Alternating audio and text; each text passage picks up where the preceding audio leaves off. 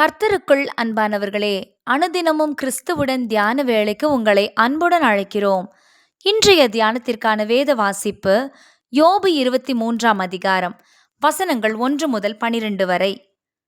யோபு 42ஆம் அதிகாரம், வசனங்கள் 7 முதல் 10 வரை. தியானத்தின் தலைப்பு: சோதனை நன்மையா தீமையா? அவர் என்னை சோதித்த பின் நான் பொன்னாக விளங்குவேன். யோபு 23ஆம் அதிகாரம், வசனம் 10. விழுந்து போன இந்த உலகம் உள்ளவரை, மாம்சத்தில் நாம் வாழும் வரை எல்லோருக்குமே சோதனைகள் வரத்தான் செய்யும். சோதனையில் ஜெயம் பெறுகிறவர்கள் சிலர், விழுந்து போகிறவர்களோ பலர்.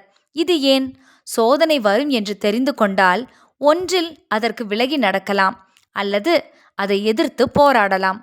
ஆனால் அதற்கு முக்கியமான ஒன்று நமக்கு அவசியம்: நான் போகும் வழியை அறிவார் என்ற நம்பிக்கை. யோபுவுக்கு தான் எதற்காக, யாராலே சோதிக்கப்படுகிறார் என்று கூட தெரிந்திருக்கவில்லை. மிகுந்த துயரம், வேதனை, சரீர உபாதை. தேவனை கண்டால் அவர் முன்பாக தன் நியாயத்தை எடுத்து சொல்வதாக யோபு புலம்புகிறார். முன்னும் பின்னும், இடதுபுறத்திலும் வலதுபுறத்திலும் எங்கே திரும்பினாலும் தேவ பிரசன்னத்தை காணவில்லையே என்று கதறுகிறார். ஆனால் பின்னர் தான் அவரை காணாவிட்டாலும் நான் போகும் வழியை அவர் அறிவார், அவர் என்னை சோதித்த பின் நான் பொன்னாக விளங்குவேன் என்று உறுதியான ஒரு அறிக்கையை விடுக்கிறார். சோதனைக்கு பின்னர் பொன்னாக விளங்குவது என்றால் சோதனைகள் நன்மைக்கா தீமைக்கா என்பதை நாம் சற்று சிந்திக்க வேண்டும். யோபு 42ஆம் அதிகாரம், வசனங்கள் 7 முதல் 10 வரையான வசனங்களில் கர்த்தர் யோபுவை குறித்து என் தாசனாகிய யோபு என்று 3 தடவைகள் கூறுவதை காண்கிறோம். இதை தவிர ஒரு ஆசீர்வாதம், ஒரு நன்மை என்ன இருக்கிறது?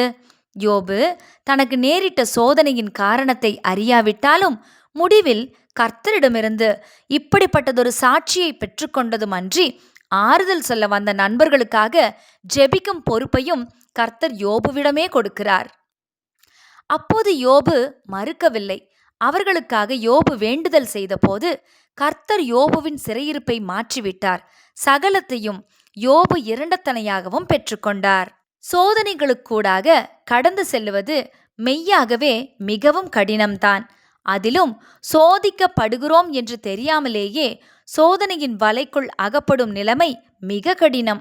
ஆனால் ஒரு காரியத்தை நாம் மறக்கக்கூடாது: சோதிக்கப்படாத எதுவும் தேவனுடைய உபயோகத்துக்கு உதவாது. அதிலும் அக்கினியில் சோதிக்கப்படும் போது கர்த்தர் அருகில் இருந்து தமது முகம் நம்மில் பிரதிபலிக்கும் வரையிலும் சோதிக்கப்பட அனுமதிப்பார். ஆனால் வெளியே வரும்போது ஆண்டவருடைய முக சாயலை பிரதிபலிக்கின்ற பாக்கியம் சொல்லி முடியாது. இப்போ என்ன சொல்லுவோம்? சோதனைகள் நன்மைக்கா தீமைக்கா? ஜெபம் செய்வோமா?